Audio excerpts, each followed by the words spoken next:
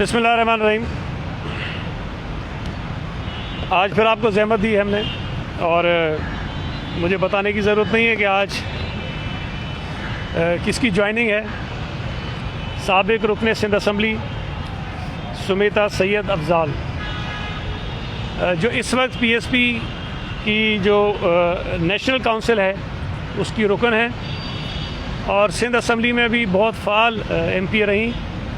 और मैं समझता हूँ कि बहुत कम अरकान ऐसे होते हैं हर असम्बली में जो अपना एक बड़ा एक्टिव रोल प्ले करते हैं, और उनमें से सुमीता एक रुकन थी।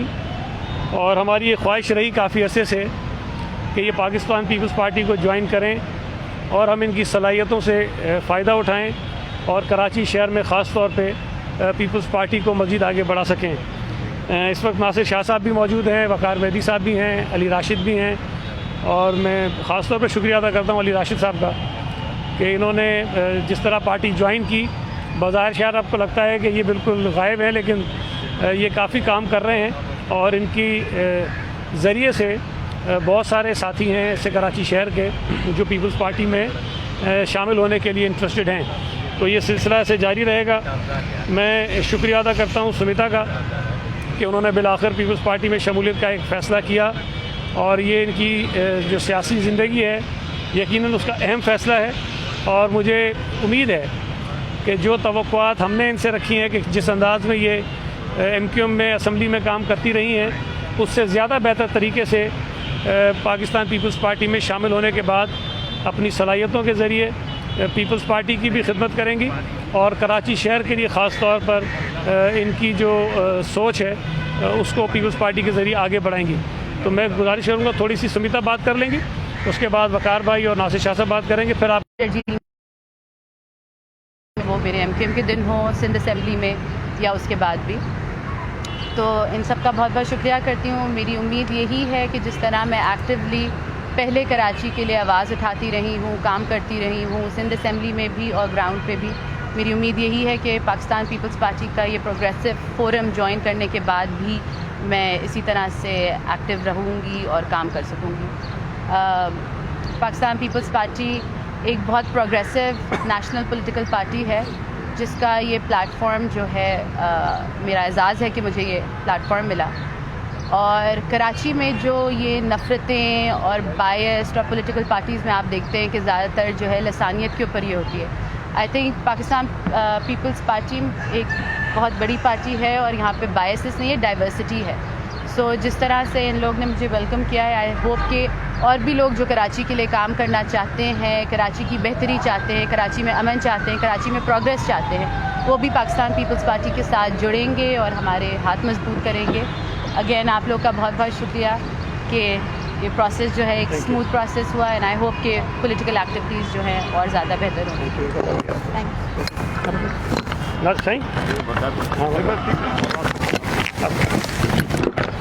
तो कर लूँ। हाँ जी जी चलो।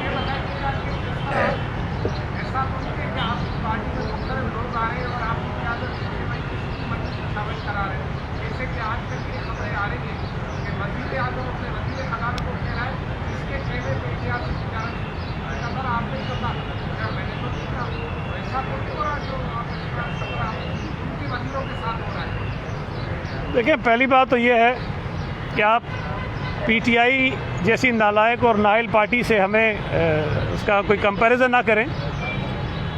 पाकिस्तान पीपल्स पार्टी तंजीमी तौर पर एक बहुत मैच्योर पार्टी है, और हर सतह पर जो अहदेदार हमारे हैं, मैं कराची का सदर हूँ, वक़ार मेहदी साहब सिंध के जनरल सेक्रेटरी हैं, नासिर शाह साहब सिंध के अहदेदार हैं। हमें ये पता है कि हम क्या क्या खुद कर सकते हैं, और हमें ये पता है कि कौन से काम करने के लिए हमें क़यादत की रज़ामंदी की ज़रूरत होती है। तो जो कुछ भी फ़ैसले हो रहे हैं, शमूलियत के हों या कोई और हों, पार्टी लीडरशिप ऑन बोर्ड होती है, और ऐसा नहीं है कि हम भी आंख बंद करके किसी को शामिल कर रहे हैं।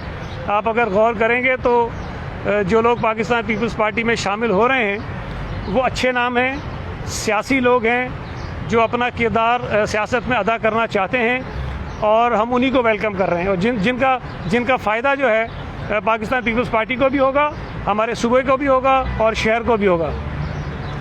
दूसरी आपने जो बात पूछी भारत से तिजारत वाली, ये बड़ी एक तशवीशनाक बात है।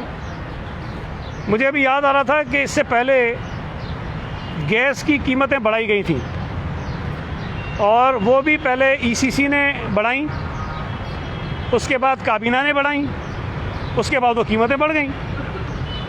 उस पर शोर मचा तो वज़ीर आज़म ने उस पर भी तहकीकात का ऐलान कर दिया। अब उस काबीना की अप्रूवल जिसकी वो ख़ुद जिसको चेयर करते हैं, सदारत करते हैं, ईसीसी में जब वो चीज़ें गई वहाँ से होकर काबीना में आई तो उस पर उन्होंने शोर मचाया।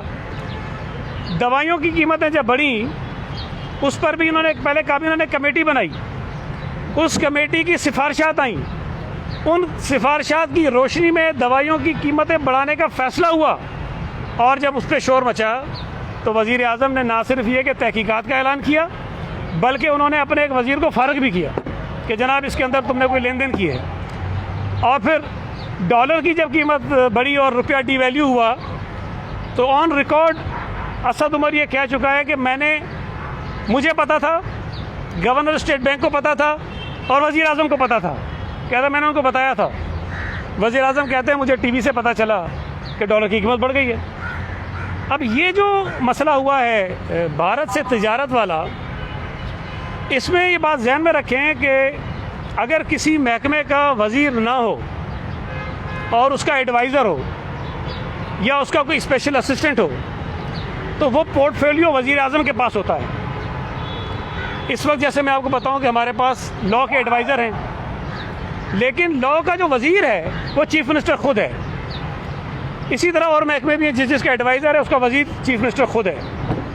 तो कॉमर्स का जो इस वक्त मिनिस्टर है वो प्राइम मिनिस्टर ख़ुद है। और आपने वो समरी भी देखी है कि वो समरी कॉमर्स के जो इंचार्ज मिनिस्टर हैं इमरान खान साहब, उनकी मंजूरी से ईसीसी को गई। इमरान खान जो वज़ीर तिजारत है उसकी मर्ज़ी से ईसीसी को एक समरी जाती है कि भारत से ये जो तिजारत खोलनी है और क्या क्या चीज़ें लेनी है और करनी है उसकी ज़रा उसको मंजूर करें। ईसीसी उसकी मंजूरी दे देती है और वो मंजूरी जब काबीना में आती है तो इमरान खान जो वज़ीर आज़म हैं वो वज़ीर तिजारत इमरान खान का जो एक फ़ैसला है उसको कहते हैं कि ये किसने किया है। तो फिर बड़ी परेशानी हो जाती है और फिर उसको वो मौखर कर देते हैं। फिर वो कहते हैं कि काबीना की एक सब कमेटी बनाओ और वो इस बात को देखे कि वज़ीर तिजारत इमरान खान की मंजूरी से गई हुई ईसीसी की समरी वो कैसे मंजूर होगी आ गई काबीना में। तो इमरान खान साहब का कसूर नहीं है, जब उन्होंने वो समरी पढ़ी होगी या पता नहीं किसी और ने पढ़ी होगी। दो चीज़ें हैं ना, या तो जो भी खान साहब के पास समरियाँ आती हैं उसको वो खुद नहीं पढ़ते, कोई और पढ़ता है, फाइल आके सामने रख देता है और साइन कर देते हैं, उनको पता ही नहीं होता कि इसके अंदर है क्या। एक बड़ी ज़रूरी चीज़ है भाई। या तो फिर ये इस तरह होता है या फिर ये कि वो पढ़ते हैं लेकिन चूंकि उस वक्त बहैसियत वज़ीर पढ़ते हैं तो जब बतौर वज़ीर आज़म उसको देखते हैं तो उन्हें पता नहीं होता है। अब इसमें जो तशवीशनाक बात है, देखिए मैं बड़ी सीरियस बात करने जा रहा हूँ कि अगर तो हमाद अज़हर ने खुद से अपनी मर्ज़ी से वज़ीर तिजारत इमरान खान से पूछे बग़ैर वो समरी छप्पर में किसी से पास करवा ली है, साइन करवा ली है और फिर उसके बाद प्रेस कॉन्फ्रेंस की है और प्रेस कॉन्फ्रेंस में ये नहीं कहा कि हमने सिफारिशात की हैं, उन्होंने कहा कि हमने फ़ैसला किया है, हमने ये फ़ैसला किया है कि इतने टन जो है वो इतने मिलियन टन शुगर जो है आएगी और ये आएगा वो आएगा, सारी चीज़ें की उन्होंने और उन्होंने फ़ैसला किया और अगले दिन ही उल्टा हो गया। तो मैं ये समझता हूँ कि अगर तो हमाद अज़हर ने ये प्रेस कॉन्फ्रेंस भी बगैर पूछे की है, ईसीसी की अप्रूवल भी बगैर पूछे की है और इमरान खान जो वज़ीर तिजारत है उनकी समरी भी उन्होंने मैनिपुलेट की है, किसी तरह मैनेज करके साइन करवाई है, तो हमाद अज़हर को बरतरफ होना चाहिए, काबीना से निकालना चाहिए। लेकिन अगर वो सच कह रहा है कि 2 हफ्ते पहले वज़ीर तिजारत इमरान खान ने उनको समरी दे के भेजी कि जनाब ECC से अप्रूव कराओ, तो फिर वज़ीर आज़म के पास अखलाकी तौर पर कोई जवाज़ नहीं है कि वो कौम के साथ मजाक करे, पूरी कौम में हिजान पैदा करे, एक अजीब सूरत हाल पूरी दुनिया में बनाए और उसके बाद कहे कि जी ये क्या हो गया, मुझे तो नहीं पता था। तो मैं समझता हूँ कि इस सारी कार्रवाई पे कोई ना कोई एक्शन होना चाहिए, लेकिन चूँकि ये नालायक हैं, नाअहल हैं, हड हराम हैं, बेशरम हैं, इनको इस किस्म के यूटर्न से कोई फ़र्क नहीं पड़ता, ये लेते रहेंगे। लेकिन ये है बड़ी नालायकी की बात, बदनामी पूरे मुल्क की, पूरी दुनिया में हुई है। भाई ये बता दें भाई कि जिस तवातर के साथ MQM के अरकान को आप पीपल्स पार्टी में शामिल कर रहे हैं, तो मुस्तक़बिल करीब में आपने फारूक सत्तार और खालिद मकबूल सिद्दीकी को भी दावत दी, और दूसरी बात यह है कि बहैसियत पीपल्स पार्टी पॉलिसी बयान दे दें, क्या आप जो हवाले से जो पॉलिसी है की। देखिए, हमसे ये सवाल तो इसलिए नहीं बनता आपका कि काबीना का फैसला मानते हैं या ECC का मानते हैं। और भाई जब इमरान खान वज़ीर तिजारत और इमरान खान वज़ीर आज़म के दरमियान इत्तफाक नहीं है, वो नहीं मानता ECC का फैसला, और इमरान खान वज़ीर तिजारत काबीना का फैसला नहीं मानता, तो मुझसे क्यों आप पूछ रहे हो? लेकिन हाँ, ये जो आप उसूली बात कहते हो कि भारत से तिजारत होनी चाहिए नहीं होनी चाहिए, पाकिस्तान पीपल्स पार्टी का हमेशा से ये उसूली एक मौक़िफ़ रहा है। हम किसी भी हालत में पड़ोसियों के साथ जंग की सूरत हाल में नहीं जाना चाहते, लेकिन जो कुछ इस वक्त कश्मीर में हो रहा है, जो कुछ कश्मीरियों के साथ ज़्यादती हो रही है, पीपल्स पार्टी का बड़ा वाज़ेह मौक़िफ़ है कि हुकूमत को अगर कोई भी पॉलिसी अपनानी है तो पार्लियामेंट को एतमाद मिले, पूरी पाकिस्तानी कौम को एतमाद मिले, पाकिस्तानी कौम के मुंतखब नुमाइंदों को एतमाद मिले, वो जो फैसला करें उस पर आगे बढ़ें। ये बता दें कि और कितने लोग ऐसे हैं जिसे आप लोग समझते हैं कि ये बाअखलाक है, काम करने वाले लोग हैं और उनकी तबक्का है यहाँ आने वाला, PTI में भी कोई नजर है? देखें, एक तो मैं ये बात आपने भी पूछी थी, अकरम ने भी, वो शायद रह गया। देखें, कोई ऐसा तो नहीं होता कि हमने एक दिन तय किया हुआ कि इसी दिन सबसे राब्ते करेंगे। मैंने जैसे आपको बताया कि जैसे जैसे दूसरी पार्टियों के लोग पार्टी में आते हैं, हमारे अपने भी एफर्ट्स होते हैं, फिर जो नए दोस्त आते हैं उनके भी एफर्ट्स होते हैं, तो उनके ज़रिए ये सिलसिला बढ़ जाता है। तो मैं अभी तो आपको ये कुछ नहीं कह सकता कि और किससे रब्ता है कि नहीं है, जब तक चीज़ें मैच्योर नहीं हो जाती। ये मुनासिब नहीं है कि मैं किसी का नाम लेके कहूँ कि जी किससे रब्ता है कि नहीं है, लेकिन ऐसा नहीं है कि सिर्फ MQM के ही दोस्तों पर हम बात करते हैं या उनसे कोशिश करते हैं। बाकी जमातों में भी जो पॉलिटिकल लोग हैं, जो सियासी लोग हैं, जिनकी ख्वाहिश है कि वो कराची के लिए, सिंध के लिए, पाकिस्तान पीपल्स पार्टी के लिए बेहतर कर सकते हैं, उनसे राब्ते हैं और ये शमूलियतें होती रहेंगी इंशाअल्लाह ताला। कल भी एक प्रेस कॉन्फ्रेंस करेंगे। ये बता दीजिएगा एक मिनट ये कर रहे हैं उसके बाद के हवाले से कि स्कूल कब बंद करेंगे? 6 तारीख से हॉल वगैरह आप सब बंद कर रहे हैं, इंटरसिटी ट्रांसपोर्ट बंद करने का फैसला करें, स्कूल बंद करें। अगर बच्चे मुतासिर होना लगे तो क्या होगा? क्योंकि कोरोना स्कूल जाने से मना तो नहीं हो सकता कि कोरोना स्कूल नहीं जाएगा। अच्छा, मैं आपसे आपके सवाल का जवाब देता हूँ, लेकिन एक और बड़ी आज अहम चीज़ हुई है, मैं उस पर सवाल बात कर लूँ फिर आपके सवाल का जवाब भी देता हूँ। देखिए, आज ये खबर आई है कि बरतानिया ने कुछ ममालिक को ब्लैक लिस्ट में डाला है, जिसमें पाकिस्तान भी शामिल है, और वो शायद ये जो कोविड है उसकी वजह से डाला, और यहाँ से जो ट्रैवलिंग होनी है उस पर वो पाबंदी लगा रहे हैं। ये बात बायस अफसोस इसलिए है कि इस वक्त पाकिस्तान में जो कोविड की 3rd लहर आई हुई है, तीसरी लहर जो आई है, जिससे पंजाब और खैबर पख्तूनख्वा बहुत मुतासिर है, वो उस वेरिएंट की वजह से है जो बरतानिया से इंपोर्ट हुआ है और यहाँ पर आया है, और उन लोगों की वजह से जो बरतानिया से पाकिस्तान आए और उनकी वजह से फैला है। इस सूरत हाल में जब पाकिस्तान में खुद बरतानिया से आया वो वायरस तबाही फैला रहा हो, तो बरतानिया की जानिब से पाबंदी लगाई जाना जो है वो बड़ी गलत, एक मैं समझता हूँ कि बात है। पाकिस्तान में इस वक्त भी, आज भी जब मैं आपसे बात कर रहा हूँ, भारत में सूरत हाल ज़्यादा ख़राब है, लेकिन वो जो ब्लैक लिस्ट करने वाले ममालिक हैं उसमें भारत शामिल नहीं है। जब बरतानिया में ये नया वेरिएंट आया और वहाँ तबाही फैला रहा था, तो पाकिस्तान की हुकूमत ने तो बरतानिया से आने वालों पर पाबंदी नहीं लगाई, जो उसूली तौर पर लगनी चाहिए थी कि लोगों को स्क्रीनिंग की जाती, उसके बाद ही अब लाया जाता, उस वक्त नहीं हुआ। लेकिन अब जो पाकिस्तानी बरतानिया से आए हैं या जो यहाँ से बरतानिया जाना चाहते हैं, उनके ऊपर इस किस्म की पाबंदी लगाना ये बहुत गलत बात है, काबिल अफसोस बात है। मैं मुतालबा करूँगा फ़ॉरेन ऑफिस से भी, वफाकी हुकूमत से भी, हालांकि इनकी नाकामियाँ इनके नसीब में है, लेकिन यह कि आवाज़ ज़रूर इस पर उठानी चाहिए और पाकिस्तानियों का इसमें जो तकलीफ़ होगी उसको रोकना चाहिए। दूसरी बात आपने जो स्कूल्स की कही, देखिए जो पिछली मीटिंग हुई थी इंटर प्रोविंशियल एजुकेशन मिनिस्टर्स की कमेटी की, उसमें ये फ़ैसला हुआ था कि जहाँ पर वायरस के फैलने की शरह 8% होगी, वहाँ पर तालीमी इदारे जो है वो बंद कर दिए जाएंगे। तो उस वक्त पंजाब के कुछ इलाकों में, खैबर पख्तूनख्वा के कुछ इलाकों में तालीमी इदारे बंद किए गए, लेकिन पूरे पंजाब में आज भी बंद नहीं है, खैबर पख्तूनख्वा में भी आज बंद नहीं है।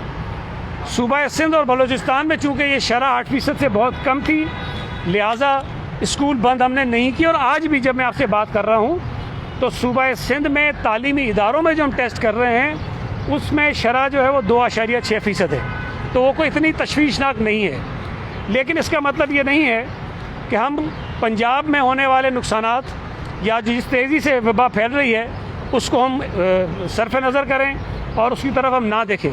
इस बात के ख़दशात बिल्कुल मौजूद हैं कि पंजाब और खैबर पख्तूनख्वा से जिस अंदाज़ में ये यूके वेरिएंट जो है फैला है वो यहाँ भी आ सकता है।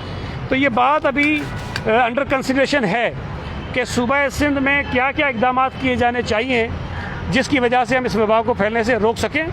तो अभी हम कल जो हमारी तालीम की स्टीयरिंग कमेटी है उसकी मीटिंग भी कर रहे हैं, वहाँ पर हम तफसील से इस पर बात करेंगे और उसके बाद जो फ़ैसला होगा वो फिर ज़रूर आपको बताएंगे। जी संजय। आज कराची के ताजिरों ने ऐलान किया है कि सिंध हुकूमत का जो मार्केटें 8 बजे बंद कराने का फैसला है उसको मुस्तरद करते हैं और वज़ीर सिंध ये फैसला वापस लें। इस पर सिंध हुकूमत की हैसियत से आपका क्या रद्द है? देखें, अभी तक जितने फ़ैसले भी सिंध हुकूमत ने किए हैं, जो नोटिफिकेशन जारी किए हैं, वो तमाम के तमाम वो फ़ैसले हैं जो NCOC के फ़ोरम पर हुए हैं। और आपके इल्म में है कि जब गुज़िश्ता बरस ये वायरस आया तो सुप्रीम कोर्ट ने एक फ़ैसला दिया जिसमें उन्होंने कहा कि वफाकी हुकूमत फ़ैसले करे और बाकी सूबे उस पर अमल दरामद करवाएँ।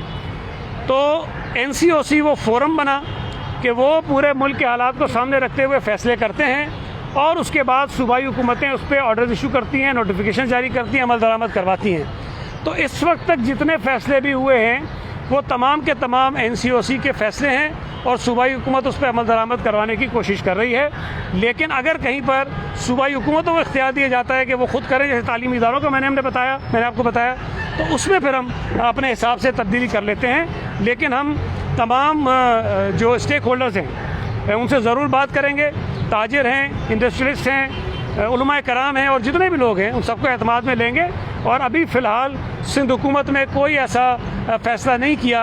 अभी शाह साहब ने भी प्रेस कॉन्फ्रेंस की थी, आपको तफसील उन्होंने बताई है कि जिसमें यह तासुर जाए कि हमको हर चीज़ बंद करने की तरफ जा रहे हैं।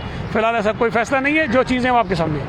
थैंक यू जी। सुमिता अफजाल साहिबा से सवाल है कि दो बड़ी शहरी जमातें जो हैं उनमें आप शामिल रहेंगी, तो उनके बारे में क्या कहेंगी? उनके ऊपर जो लगने वाले इल्ज़ाम हैं, क्या वो